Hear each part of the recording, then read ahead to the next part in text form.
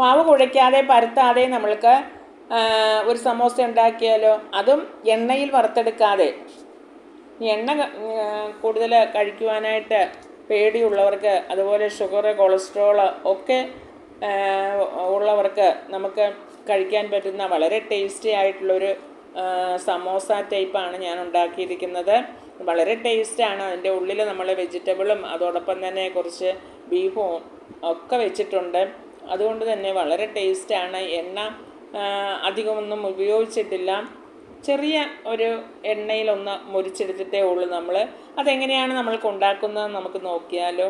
അതിനായിട്ട് ഞാനൊരു non stick PAN ചൂടാകാനായിട്ട് വെച്ചിട്ടുണ്ട്. ആദ്യം നമുക്ക് അതിൻ്റെ ആ ഫില്ലിങ് തയ്യാറാക്കി എടുക്കാം. അതിനായിട്ട് തന്നെ നോൺ സ്റ്റിക്ക് പാനിലേക്ക് ഞാൻ ഒരു ടേബിൾ സ്പൂണോളം എണ്ണ ഒഴിച്ചു കൊടുത്തു. ഈ എണ്ണയൊന്ന് ചൂടായി വരുമ്പോൾ നമുക്ക് അതിലേക്ക് ഒരു സവോള ചെറുതായിട്ട് അരിഞ്ഞ് അതും കൂടി ഇട്ട് കൊടുക്കാം.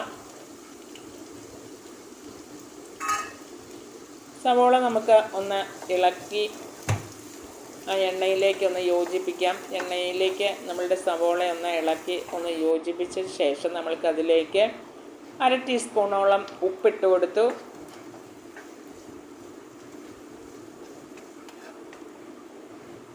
അതിനുശേഷം നമുക്കതിലേക്ക്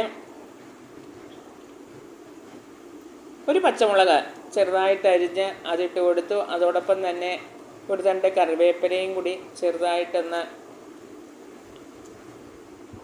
ഒടിച്ച് ഒന്ന് മുറിച്ചിട്ട് കൊടുത്തു. അതെല്ലാം കൂടി നമുക്കൊന്ന് ഇളക്കി യോജിപ്പിക്കാം.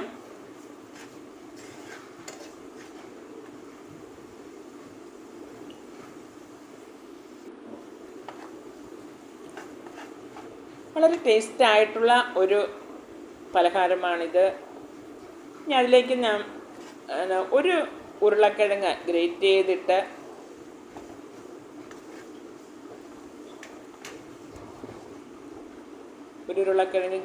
വെള്ളത്തിലിട്ടൊന്ന് പിഴിഞ്ഞെടുത്തതാണ് അതിൻ്റെ കറിയൊക്കെ പോകാൻ വേണ്ടിയിട്ട്.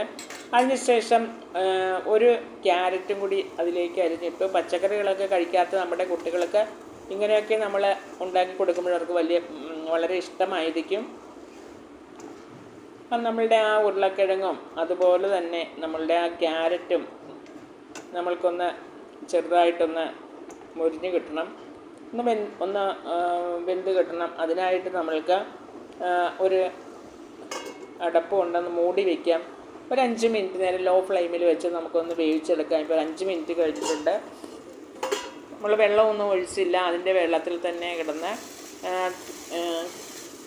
ഉരുളക്കിഴങ്ങ് ഗ്രേറ്റ് ചെയ്തിട്ടുകൊണ്ട് തന്നെ അത് പെട്ടെന്ന് വെന്ത് കിട്ടിക്കോളും. അങ്ങനെ അത് വെന്തിട്ടുണ്ട്. ഇനി നമുക്കതിലേക്ക് മസാലകൾ ഇട്ട് കൊടുക്കാം. 1 ടീസ്പൂണോളം മുളക് പൊടി ഇട്ട് കൊടുത്തു. അതോടൊപ്പം തന്നെ 1 ടീസ്പൂണോളം മല്ലിപ്പൊടി, 1/2 ടീസ്പൂൺ കുരുമുളക് പൊടി, 1/4 ടീസ്പൂൺ മഞ്ഞൾപ്പൊടി,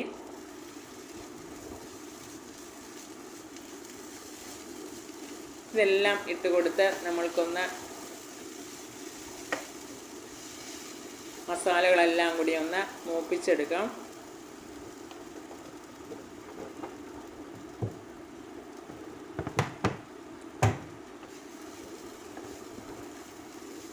നമ്മുടെ മസാലകളെല്ലാം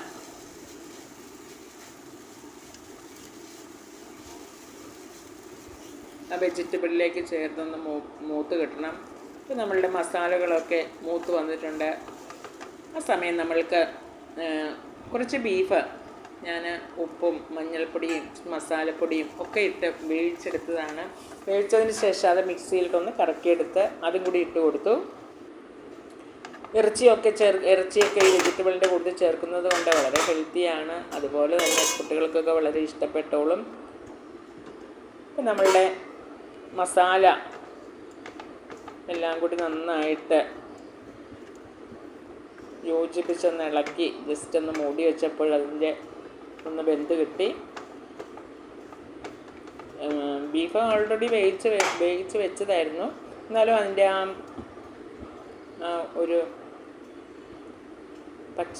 നമ്മളെ വെജിറ്റബിൾ ഇട്ടപ്പോൾ അതെല്ലാം കൂടി ഒന്ന് പൊടികളെല്ലാം കൂടി ചേർന്ന് പിടിക്കണമല്ലോ. അതിനുശേഷം ഒരു പിടി മല്ലിയിലയും കൂടി ഞാൻ അതിലേക്ക് ഇട്ട് കൊടുത്തു. ഇപ്പോൾ നമ്മുടെ മസാല ഇവിടെ ഏകദേശം റെഡി ആയിട്ടുണ്ട്. വളരെ ടേസ്റ്റി ആയിട്ടുള്ള വെജിറ്റബിളും അതുപോലെ തന്നെ ബീഫും എല്ലാം കൂടി ചേർന്ന ഒരു നല്ലൊരു മസാലയാണ്. നല്ലൊരു മണമൊക്കെ വരുന്നുണ്ട്. അതവിടെ ഇരുന്ന് ആറട്ടെ. ആ സമയത്ത് നമ്മൾക്ക്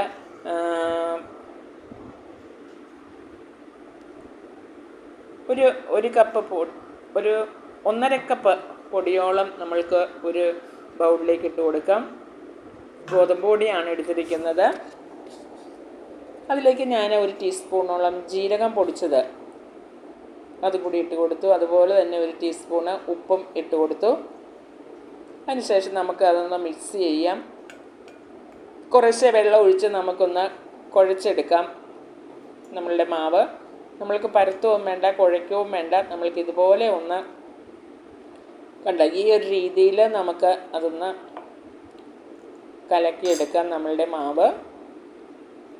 ഇനി അതിലേക്ക് ഞാൻ കുറച്ച് മല്ലിയില ഇടുന്നുണ്ട്. അതോടൊപ്പം തന്നെ നമ്മൾ മല്ലിയിലയൊക്കെ ഇടുമ്പോൾ നല്ലൊരു കളറും കിട്ടും. അതുപോലെ തന്നെ മല്ലിയിലയൊക്കെ നമ്മൾക്ക് നല്ലതാണല്ലോ നമ്മളുടെ ഹെൽത്തിനൊക്കെ. അതിൻ്റെയൊക്കെ ബേക്കിംഗ് സോഡയിലിട്ട് അതിൻ്റെ വിഷമൊക്കെ ഒരു പരിധിവരത്തേക്ക് കളഞ്ഞതാണ്. അതും കൂടി ഇട്ട് കൊടുത്തു. അതിനുശേഷം ഞാൻ 1 ടീസ്പൂണോളം എള്ളും കൂടി ഇട്ട് കൊടുത്തു. ഇതൊന്നും ഒരു നിർബന്ധമില്ല കേട്ടോ.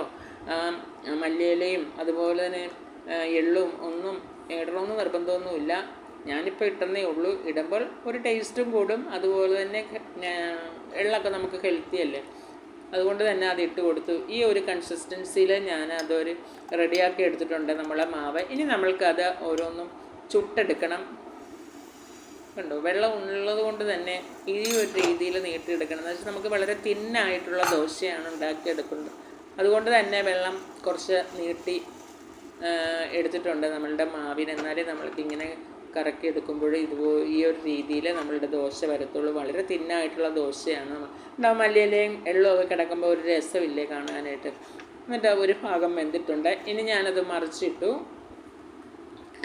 മറുഭാഗം കൂടി നമുക്കൊന്ന് വെന്ത് കിട്ടണമല്ലോ. മറിച്ചിട്ട് കഴിയുമ്പോഴേ നമുക്ക് ഹൈ ഫ്ലെയിമിൽ വെച്ച് നന്നായിട്ടൊന്ന് മുറിച്ചെടുക്കാം. കണ്ടോ, അതുപോലെ തന്നെ ഇനി നമ്മളുടെ പാനിൻ്റെ ചൂടൊന്ന് ക്രമീകരിക്കാൻ വേണ്ടി ഒരു തുള്ളി വെള്ളം ഞാൻ ഇതുപോലെ ഒന്ന് കുടഞ്ഞൊഴിച്ച് കൊടുത്തു. അല്ലെങ്കിൽ നമ്മൾ നല്ല ചൂട് കൂടി നമ്മൾ ആ മാവ് ഒഴിക്കുമ്പോൾ മാവ് നമ്മൾ ഉദ്ദേശിക്കുന്ന രീതിയിൽ നമ്മൾക്ക് പരന്ന് കിട്ടത്തില്ല. അതുകൊണ്ട് തന്നെയാണ് കുറച്ച് വെള്ളം ഒഴിച്ച് അതിൻ്റെ ചൂടൊന്ന് ക്രമീകരിച്ചതിന് ശേഷം നമ്മളുടെ മാവ് നന്നായിട്ട് ഇളക്കി കൊടുത്തതിന് ശേഷം നമ്മൾക്ക് അതിലേക്ക് കോരി ഒഴിച്ച് കൊടുക്കാം.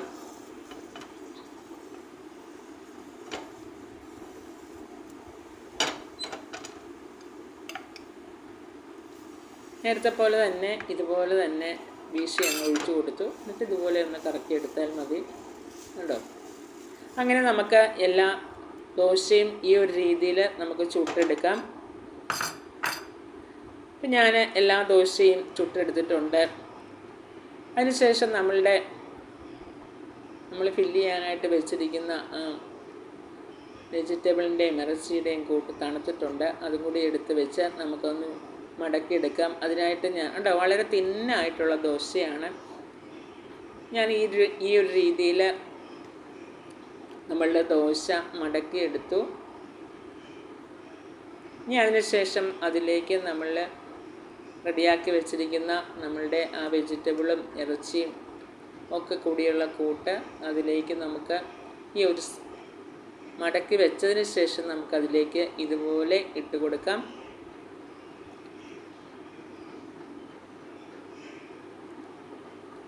ഇങ്ങനെ മസാലകൾ ഉള്ളിൽ വയ്ക്കുന്നത് കൊണ്ട് തന്നെ നമുക്ക് കറിയൊന്നുമില്ലാതെ വളരെ ടേസ്റ്റായിട്ട് കഴിക്കാൻ പറ്റുന്ന നല്ലൊരു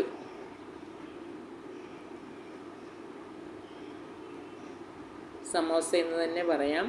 നമ്മളൊന്ന് മൊരിച്ചെടുക്കുന്നുണ്ട്. അതുകൊണ്ട് തന്നെ സമോസയുടെ ഷേപ്പിലാണ് നമ്മൾ ഇത് മടക്കിയെടുക്കേണ്ടത്. കണ്ടോ, ഈ ഒരു രീതിയിൽ നമുക്ക് മടക്കിയെടുക്കാം.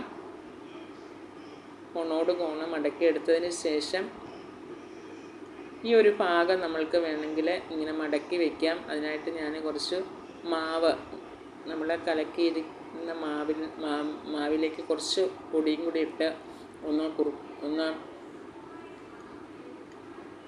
വെള്ളം കുറച്ചതിന് ശേഷം ഇതുപോലെ ആ മാവ് ഇങ്ങനെ പുരട്ടി കൊടുത്താൽ അതവിടെ ഒട്ടിയിരുന്നോളും.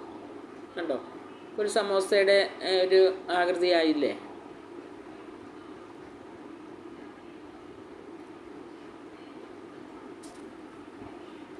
എളുപ്പമാണ്, വളരെ എളുപ്പത്തിൽ തന്നെ നമുക്ക് ഈ ഒരു രീതിയിൽ നമുക്കെല്ലാം ഈ ഒരു രീതിയിൽ ഉണ്ടാക്കിയെടുക്കാം. അതിനുശേഷം നമ്മൾക്ക്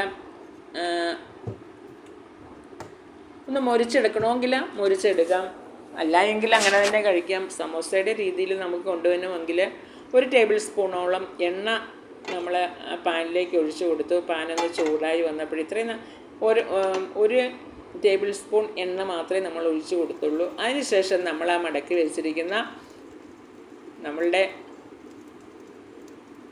ആ സമോസയുടെ ആകൃതിയിൽ നമ്മൾ മടക്കി വെച്ചിരിക്കുന്ന നമ്മളുടെ ഈ വളരെ ടേസ്റ്റായിട്ടുള്ള വിഭവം അങ്ങോട്ട് അതിലേക്ക് ഇട്ട് കൊടുക്കാം. എന്നിട്ട് നമുക്ക് 2 സൈഡും ഒന്ന് നന്നായിട്ട് മൊരിച്ച്, കൂടുതൽ നന്നായിട്ട് മൊരിയണമെങ്കിൽ ഇച്ചിരി എണ്ണയും കൂടി ഒഴിച്ചു കൊടുക്കണം. ഞാനിപ്പോൾ 1 ടേബിൾ സ്പൂൺ എണ്ണയെ ഒഴിച്ചിട്ടുള്ളൂ. ആ എണ്ണയിൽ കിടന്നത് 3 നന്നായിട്ടൊന്ന് മൊരിഞ്ഞ് കിട്ടും. അപ്പോൾ വളരെ ടേസ്റ്റാണ് നമ്മൾക്കിത് കഴിക്കാനായിട്ട്. കണ്ടോ, ഇങ്ങനെ 2 വശവും നന്നായിട്ട് മൊരിച്ചെടുക്കാം. അപ്പോൾ ഏകദേശം ആ സമോസയുടെ ആ ഒരു രീതി ആവുകയും ചെയ്യും, എന്നാൽ എണ്ണ അധികം കുടിച്ചിട്ടുമില്ല അല്ലേ. അപ്പോൾ ആ ഒരു രീതിയിൽ നമുക്കങ്ങനെ ഉണ്ടാക്കിയെടുക്കാം. കണ്ടോ, ഇപ്പോൾ നന്നായിട്ട് 2 വശവും മൊരിഞ്ഞിട്ടുണ്ട്. ഞാൻ ഇത്രയും മൊരിക്കുന്നുള്ളൂ. ഇനി ഞാനത് പാത്രത്തിലേക്ക് എടുത്ത് മാറ്റിയാണ്. ഇനി കുറച്ചും കൂടി നന്നായിട്ട് മൊരിയണമെങ്കിൽ കുറച്ച് സമയം കൂടി ഇട്ടാൽ മതി. അപ്പോൾ ഞാൻ ഇത്രയും മൊരിക്കുന്നുള്ളൂ. അപ്പോൾ അങ്ങനെ നമ്മളുടെ എണ്ണയില്ലാത്ത സമോസ ഇവിടെ റെഡി ആയിരിക്കുകയാണ്. വീണ്ടും നമുക്കതുപോലെ തന്നെ 1 ടേബിൾ സ്പൂണോളം എണ്ണ ഒഴിച്ചു കൊടുത്തതിന് ശേഷം നമ്മൾക്കിങ്ങനെ വീണ്ടും അതിലേക്ക് ഇതുപോലെ വെച്ച് കൊടുത്ത് നന്നായിട്ട് ഒന്ന് മുരിച്ചെടുക്കാം. നിങ്ങൾക്കിത് കണ്ടുകൊണ്ടിരിക്കുമ്പോൾ നമ്മുടെ വീഡിയോ ഇഷ്ടപ്പെടുകയാണെങ്കിൽ ലൈക്ക് ചെയ്ത് ഷെയർ ചെയ്ത് സബ്സ്ക്രൈബ് ചെയ്യണം കേട്ടോ, മറക്കരുതേ. അങ്ങനെ ഞാനെല്ലാം അതുപോലെ തന്നെ ഒന്ന് മുരിച്ചെടുത്തു. കണ്ടോ, വളരെ ടേസ്റ്റായിട്ടുള്ള നമ്മളുടെ സമോസ, എണ്ണയില്ലാ സമോസ ഇവിടെ റെഡി ആയിരിക്കുകയാണ്. കണ്ടോ, അതിൻ്റെ ഉൾഭാഗമൊക്കെ കണ്ടോ, ആ വെജിറ്റബിളും അതുപോലെ തന്നെ ആ ഇറച്ചിയും ഒക്കെ ഇരിക്കുന്നതുകൊണ്ട് വളരെ ടേസ്റ്റാണ്. കണ്ടോ, വളരെ സോഫ്റ്റുമാണ്. കണ്ടോ, വളരെ സോഫ്റ്റാണ്. അപ്പോൾ എല്ലാവരും ഉണ്ടാക്കി നോക്കണേ. Okay, bye bye.